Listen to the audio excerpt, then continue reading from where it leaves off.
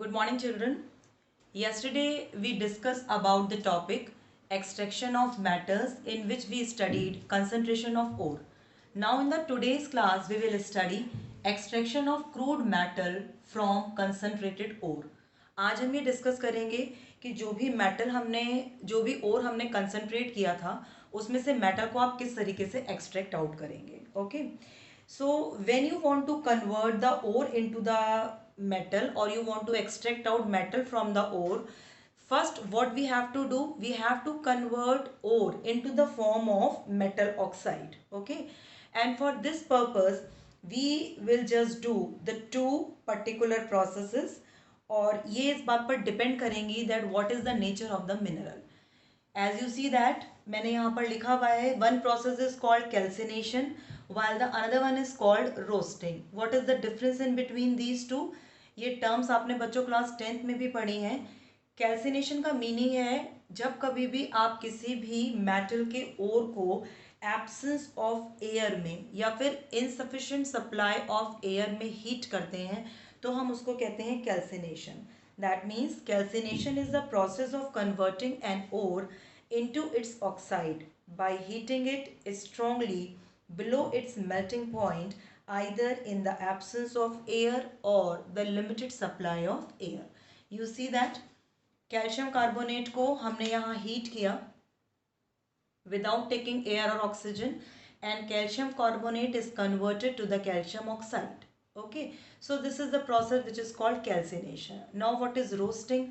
Roasting में भी आप जो भी आपको ओर दिया जाता है उसे ऑक्साइड ओर में ही कन्वर्ट करते हैं. But in this process we convert the ore into its metallic oxide by heating strongly in the excess of air. You see that in this process oxygen is taken. So this process is taking place in the presence of oxygen and zinc oxide is formed. Okay. So this is one more example. PBS is reacted with the O2 to form PbO. So calcination and roasting, by both the processes we can convert any of the ore in the form of oxide or the metal oxide. Okay, but the difference is in the calcination the supply of air is not necessary, while in the roasting we supplied sufficient amount of oxygen or air. So now you see that your ore is converted into the form of oxide. Now what we have to do, अभी हमको इस oxide ओर में से क्या अलग करना है, oxygen. Okay, because we want metal. हमको क्या चाहिए, जैसे CaO में से मुझे कैल्शियम चाहिए, ZnO में से मुझे Zn चाहिए. ठीक. So after doing calcination and roasting, the next process is called reduction. And before coming to the reduction, I am just explaining you two more things, as I have just written over here, flux plus gangue plus slag. So now gangue, you all know, these are the impurities which are present with the metal ore, and the flux. Now what is flux? Flux is a substance that chemically combines with the gangue particles which may still be present in the roasted ore or the calcinated ore. Okay, and the particular fusible material formed is called slag. So what is flux? Flux एक ऐसा substance है जो metal के अंदर या ओर के अंदर जो प्रेजेंट अभी इम्प्योरिटीज हैं उनके साथ रिएक्ट करेगा, और रिएक्ट करने के बाद स्लैग बना लेगा और स्लैग की फॉर्म में सेपरेट आउट हो जाएगा.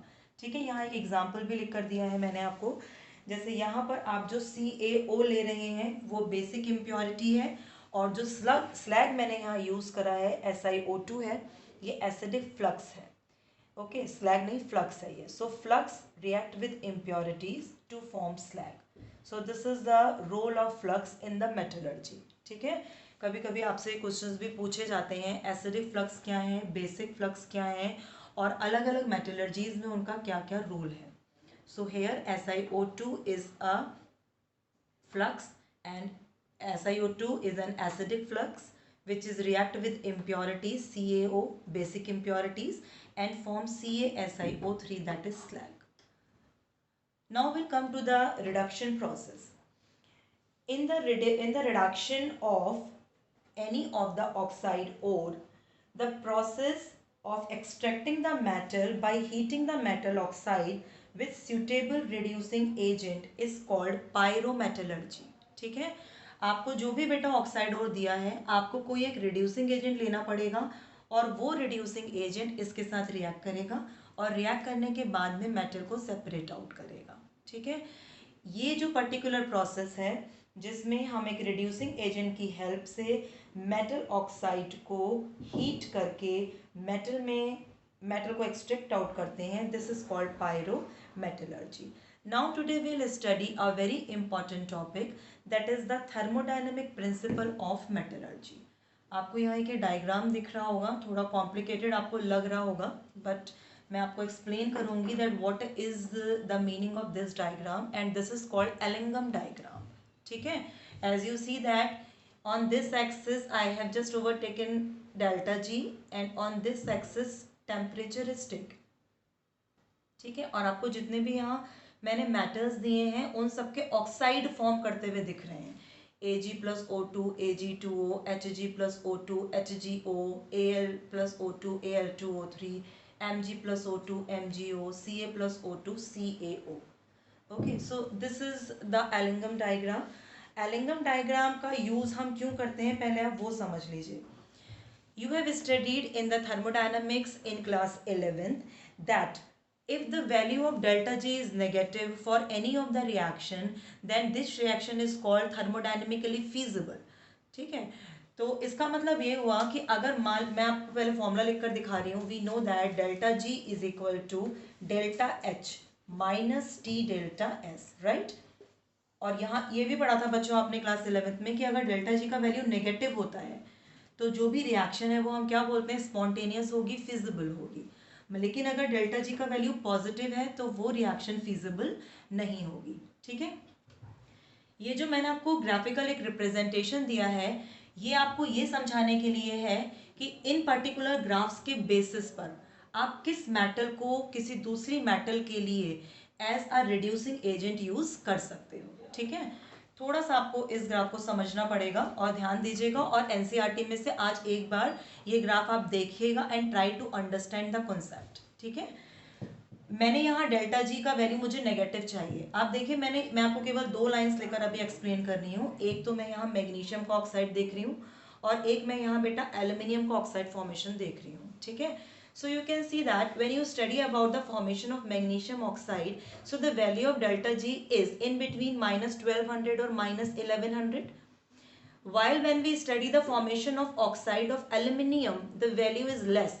Okay, that means minus 1000 आपको दिख रही है। ठीक है।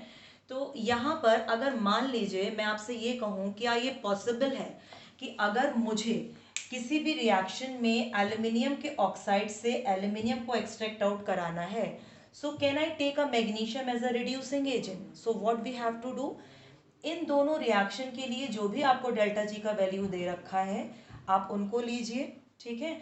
और यहाँ पर हम क्या करने वाले हैं, अब इक्वेशन 2 में से मैं इक्वेशन 1 को माइनस कर दूंगी, and if the resultant value comes negative, अगर मेरे पास रिजल्टेंट वैल्यू नेगेटिव आ जाती है, so I will say yes it is possible. ठीक है। ये हो सकता है कि मैग्नीशियम एल्यूमिनियम ऑक्साइड को रिड्यूस कर दे और क्या बना दे, एल्यूमिनियम को एक्सट्रैक्ट आउट करवा दे। ठीक है। इसका रिवर्स पॉसिबल है, then we will say no, इसका रिवर्स पॉसिबल नहीं है। क्यों पॉसिबल नहीं है, क्योंकि अगर मैं इसका रिवर्स लेती हूँ, so this value is minus 1000, this value is less than minus 1100 but more than minus 1000। तो जब आप इसका रिवर्स करोगे तो जो आपका आंसर है वो पॉजिटिव आएगा, और पॉजिटिव आने का मतलब है कि एल्यूमिनियम मैग्नीशियम ऑक्साइड में से मैग्नीशियम को एक्सट्रैक्ट आउट नहीं करा सकता। ठीक है। मगर ये दोनों ऑक्साइड लेने के पीछे एक पर्पस है और वो मैं आपको यहाँ समझा रही हूँ बच्चों। आप ये देखिए जरा, ये एक पॉइंट मैंने यहाँ पर हाईलाइट किया हुआ है और इसका टेम्परेचर है 1623 केल्विन। ओके। और जैसे ही बेटा 1623 केल्विन के ऊपर मैग्नीशियम का ग्राफ आपको जाते हुए दिख रहा है, तो आप यहाँ से देख पा रहे होंगे कि डेल्टा जी की वैल्यू जो है वो लेस नेगेटिव हो गई। ओके, इट मे बी, क्योंकि यहाँ जगह कम थी मैंने सबको मार्क नहीं किया, द वैल्यू में बी माइनस 700। ठीक है। कब, when the temperature is higher than 1623। Okay. अब आप देखिए रिएक्शन ऑपोजिट हो गई। जैसे ही 1623 से टेम्परेचर ऊपर चला गया तो हम देख रहे हैं कि मैग्नीशियम का जो वैल्यू है वो -700 के पास चला गया, जबकि जो एल्यूमिनियम है उसका वैल्यू अभी भी 1000 या फिर उससे थोड़ा ऊपर जा रहा होगा। ठीक है, तो इस केस में आप ये कहोगे that the magnesium cannot extract out aluminium from the alumina, but aluminium can extracted magnesium from the magnesium oxide.